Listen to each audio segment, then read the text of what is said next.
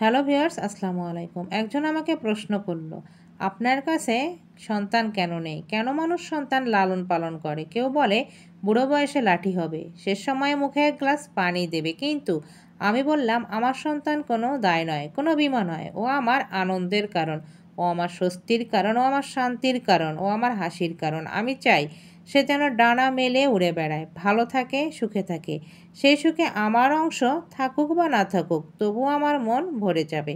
আমি আমার সন্তানকে বড় করছি শুধু একটাই কারণে, ও যেন ভালো থাকে, ও যেন শান্তিতে থাকে, ও যেন সুখে থাকে। ওর মুখের হাসি দেখলে আমার মন ভরে যায়।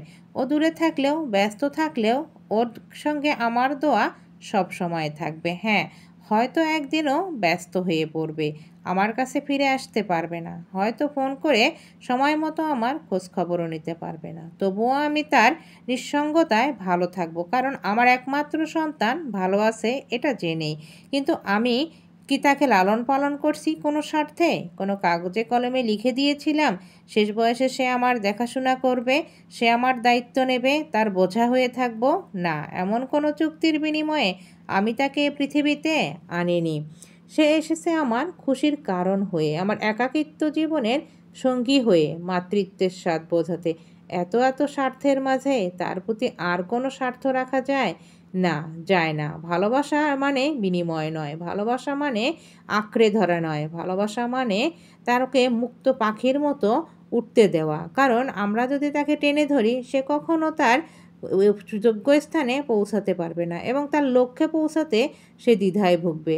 অতএব সন্তানকে তার মতো মুক্ত করে দেওয়া উচিত। তাকে মুক্ত আকাশে উড়িয়ে দিলে সে তার গন্তব্যে পৌঁছাতে পারবে। সে যদি কোনো একদিন ফিরে এসে আমার হাত ধরে বলে, আম্মু তুমি ভালো ছিলে তো, সেটাই হবে আমার জীবনের সার্থকতা। আর যদি না ফেরে, তবুও আমার বুক ভরা থাকবে এই তৃপ্তিতে আমি আমার দায়িত্বটুকু ভালোবাসা দিয়ে করেছি। সন্তানকে মানুষ করো আশায় নয়, ভালোবাসায়। তাহলে একদিন হয়তো তারা পাশে থাকবে, চাওয়ার জন্য নয়, ভালোবাসার টানে। সন্তানের বোঝা হয়ে নেয়, সন্তানের আত্মার তৃপ্তি হোক। কারণ একটা সন্তান কখনো বাবা মাকে বোঝা হিসেবে দেখতে চায় না, তারা কখনো বাবা মাকে বোঝাও মনে করে না। কিন্তু তারা তাদের দায়িত্বের মাঝে হয়তো বা অনেক সময় বাবা মায়ের খেয়ালটুকু সঠিকভাবে রাখতে পারে না।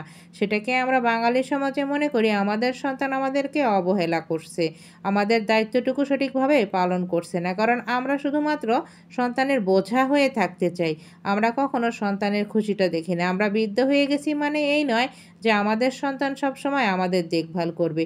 তাদের নিজস্ব জীবন আছে, তাদেরকে সেই জীবনে ফ্রিডম দেওয়া উচিত, তাদের মতো করে তাদের বাঁচতে দেওয়া উচিত। বরঞ্চ আমাদের উচিত আমরা যেন তাদের থেকে একটু দূরে থেকে স্পেস নিয়ে থাকি। তাহলে তারাও ভালো থাকবে, আমরাও ভালো থাকবো এবং দুজনের মধ্যে সম্পর্কও ভালো থাকবে। যখন আমরা তাদের সংসারে ঘুষে গিয়ে থাকবো, তাদেরকে আমরা ডিস্টার্ব করব, তখন তারাও আমাদেরকে ডিস্টার্ব বোধ করবে। তাই একটু বোঝার চেষ্টা করুন এবং নিজেকে মানিয়ে চলুন।